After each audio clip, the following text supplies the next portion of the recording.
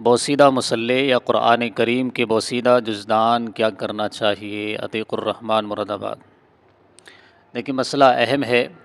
وہ جائے نماز جن پر آپ نماز ادا کرتے ہیں یا وہ جزدان جس میں ہم قرآن مجید کو رکھتے ہیں، اب چونکہ مصلی کا تعلق بھی نماز سے ہے اور خاص نماز سے ہی اس کا تعلق ہے، اسی طرح جزدان ہے اس کا تعلق بھی قرآن مجید سے ہے، تو یہ دونوں نسبتیں بڑی ہیں۔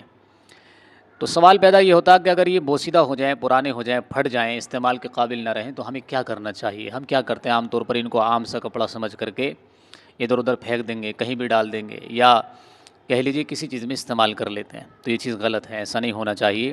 نسبت کا بھی احترام کرنا چاہیے۔ جیسے قرآن کریم کا احترام ہے نا، اس کے ساتھ جس چیز کی نسبت جڑ جائے، جیسے غلاف کعبہ ہے، غلاف کعبے کی اپنے آپ میں کوئی حیثیت نہیں ہے، لیکن وہ کپڑا اتنا محترم بن جاتا ہے لوگوں کے لیے کہ ہر آدمی اسے آنکھوں سے لگانا چاہتا ہے۔ کیوں؟ اس لیے کہ اس کی نسبت کعبے کے ساتھ ہے۔ تو ایسی جزدان کا مسئلہ ہے کہ اس کی نسبت قرآن مجید کے ساتھ ہے، مصلی کا مسئلہ ہے، جائے نماز کا مسئلہ ہے کہ اس کی نسبت نماز کے ساتھ ہے۔ تو ہمیں کیا کرنا چاہیے؟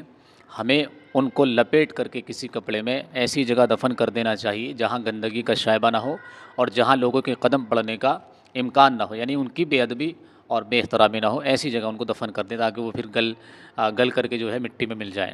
ٹھیک ہے؟